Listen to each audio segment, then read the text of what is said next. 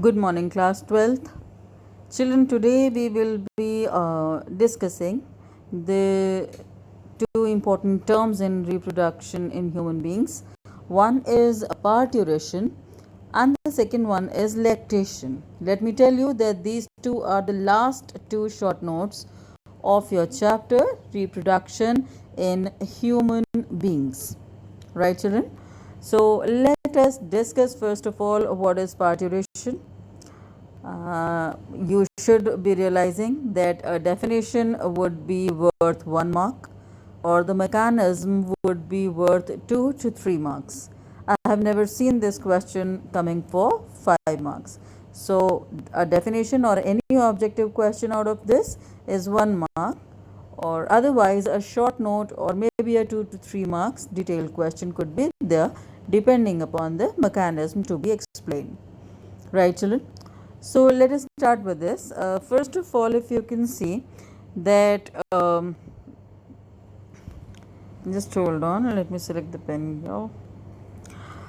That parturition is a technical term where you have to define it as a forceful expulsion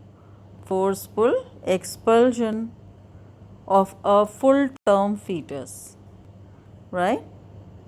So two objective or operative words are there. First is it is the act of forceful expulsion of a full term fetus. So forceful, why you say forceful? Because the fetus comes out during the delivery in a jerk, right? And another thing is full term fetus. Why you are saying so? Because full term signifies that the fetus has completed its gestation period of 280 days and it is not a premature act, right? So once the fetus is full term, that means it is fully developed, it has completed the gestation period of 280 days. Then if it is coming out of the vaginal opening in a through a forceful jerk, you call the process as parturition, right, children? But things are not so simpler. I mean, this is only the definition which is to be learnt up. But apart from this, let me erase the screen here. Apart from this, now what is the mechanism of parturition? If you can see the diagram over here. Now this is the diagram where a full term fetus is developing inside the uterine cavity and it is surrounded. If you can see, there are certain differentiations. Let us label all together. First thing is, this is the uterine cavity and this is the amnion, right? A pinkish membrane around amnion is, this is amnion, and the second one is chorion. These are extra embryonic membranes. This red portion is the placenta and the cord is umbilical cord. I hope this much for now, this much is fine to be known, right? Now let us understand how the fetus takes birth when it completes its own gestation period. It's a completely neuroendocrine controlled here. Must understand. That means there is an involvement of nerves, there is an involvement of impulses, and there is an involvement of hormones too. If you can see, I have just summarized all the points here at the bottom, and we will be discussing all these points one after another. Right, children? This whole is the reproductive system, and at the top, please do not miss it. It is a complex of hypothalamus and pituitary gland. You have to see both of these things because please do not forget to see that hypothalamus and pituitary gland, because you have to connect things to both of these, right? The first point to be explained here is the first thing that brings about. We all know that once the gestation period is completed, the female, she undergoes labor pain. That means her uterus starts contracting and she feels a very high degree of pain at that time, right? This pain is occurring due to the severe contractions induced in the myometrium of uterus. Myometrium is the muscular lining of uterus. You may say that if I divide this thick line into two, so the outer one would be muscular and the inner one would be vascular. Vascular, that means endometrial. Right, children? So whatever I have told you is that why the pain occurs during the act of delivery. That pain is the result of severe contractions induced in the myometrial lining of the uterus, so that it contracts and pushes the baby out of the vaginal aperture. Right, children? So just keeping this in mind that okay, pain is there and severe contraction is there. What are the events that are happening inside the uterus which are bringing about this pain or this contraction? The first one, fetal ejection reflex. Now, what are the things which are included here? First thing is, when this fetus is full term, so there is a pressure generated inside leading to the rupture of amnion. So this is called as bursting of the water bag or bursting of the amniotic sac. Right? That means now the head of the fetus is in direct contact with the cervical and uterine lining. Right, children? Why I am telling you this? Once the amniotic bag is ruptured and the fetus and the placenta, both of these, right, they start generating an impulse. Now this is the neural control, right? They both of them, the fetus and the placenta. Let me write it here so that you understand. The fetus, after bursting of the amniotic sac, fetus and the placenta, both of them, they hit the uterine wall and they generate an impulse which is sent to the brain, basically sent to the hypothalamo-hypophyseal complex. Now, since you are in class 12th, you should be understanding that hypothalamo-hypophyseal complex is the other name for hypothalamus and pituitary gland. Right, children? So we were talking about that how the fetal ejection reflex is generated. It is generated once the amniotic sac is bursted and the fetus and the placenta, both of the structures, they start generating impulses over the uterine wall, and these impulses are sent to hypothalamus. Right, children? Another thing here, and this is something which will be leading to the the release of oxytocin here. Oxytocin is the birth hormone responsible for induction of muscular contraction. Right. What is the other thing here that induces the same impulse?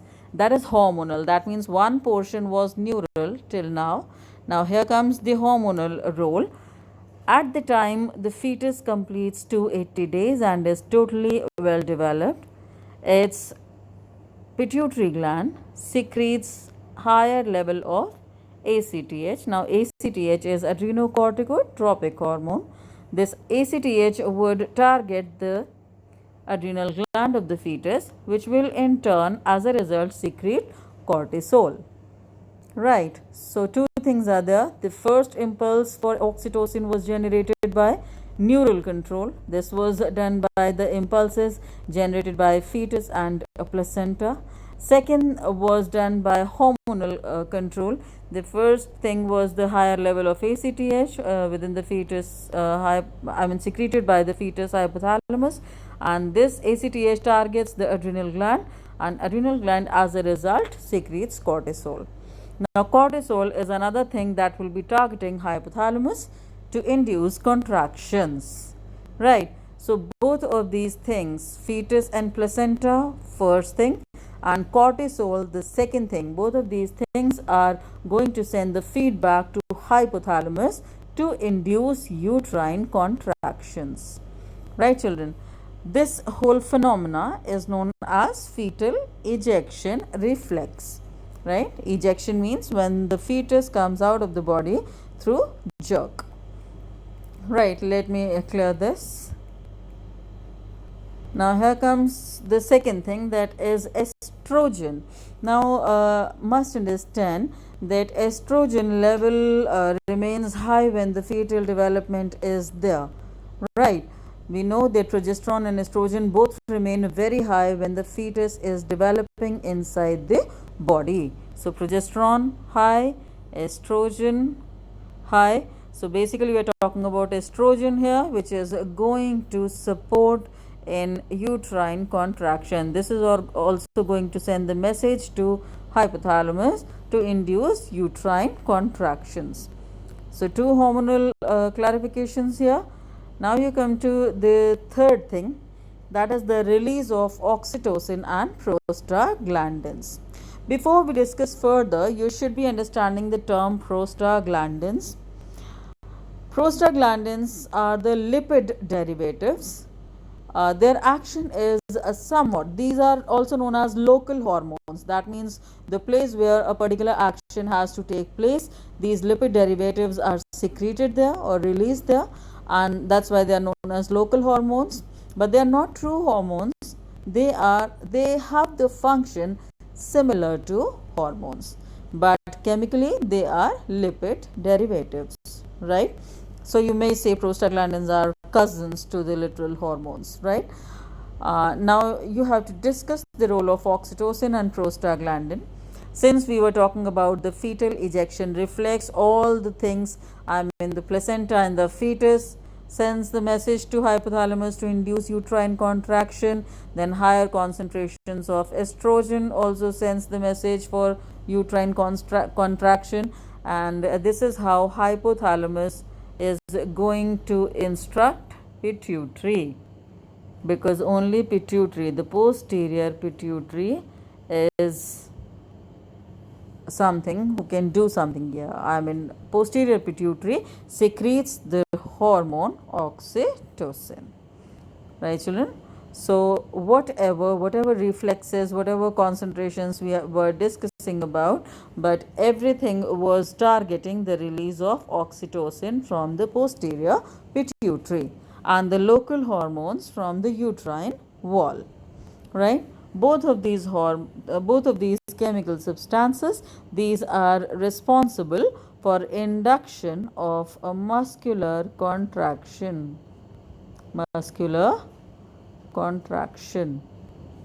right? So that means and these contractions go mild to severe depending upon the concentration of oxytocin in the body. So initially what will be happening, that when oxytocin is released from pituitary gland, the posterior pituitary gland, what is it is going to do? From this side, the mild contractions in the uterine wall will be there. So that means this is something which will be pushing the baby further, pushing the fetus further, right? But we know that this cervical canal or the birth canal is very, very narrow. So what we have to do, if something is pushing the fetus forward, there should be at the other end, there should be something which should dilate this cervical canal, right? So this dilation is done by the hormone relaxin. Must understand, relaxin is secreted by placenta, right? But why it is secreted? Because we know that uterine contractions would be pushing the fetus forward towards the cervical canal and vaginal aperture, but since the canal is very, very narrow, in that case relaxin is secreted so that the other end can be dilated. Now how it is dilated, you should realize that the fetus is being pushed further and this area has to be dilated. You know what happens? Now the collagen fibers here, these fibers are very, they are very tough and rigid and they do not allow much elasticity there, right? But what happens when relaxin is secreted? This relaxin dissolves all the collagen fibers in this area, so that the whole structure becomes very much elastic and it is easily dilated so that the fetus can be pushed outside from the body, right children? This much was the mechanism of parturition, but you should also be understanding. So please see that this is contraction and this is dilation. And then the last thing is, once the fetus is out of the body, what about this placenta?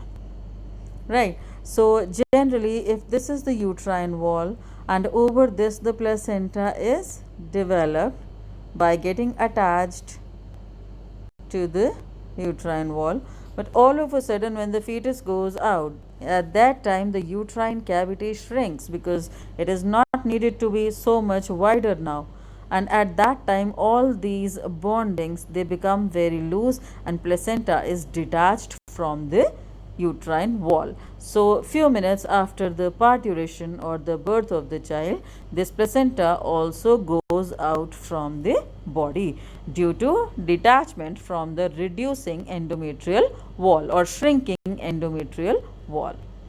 Right, children? Only the thing that I have to explain one thing more, because since we were talking about estrogen and I told you that this also favors the uterine contraction, must understand here one very important term was there, that is gap junctions, dear. Why I am saying so? All the smooth epithelial cells of a uterine wall, the smooth epithelial, I should not use the word epithelial, rather all smooth muscular cells of the uterine wall, they, under the effect of high estrogen concentration, they create a very strong bonding with one another by the gap junctions, right, tight junctions, so that the cytoplasm of all the cells are connected with each other. And what is this happening in? This will be happening, this will be helping in the altogether contraction of all the uterine muscular cells under the chemical signaling. Must understand that a high concentration of estrogen allows the chemical electrical signals among the all smooth muscular cells of uterus, and since all the cells are connected very well by the gap junctions, they all contract at the same time and they all relax at the same time. I hope this much is clear to you. So we will be beginning further in the next video, and if you have any queries regarding this, please message me.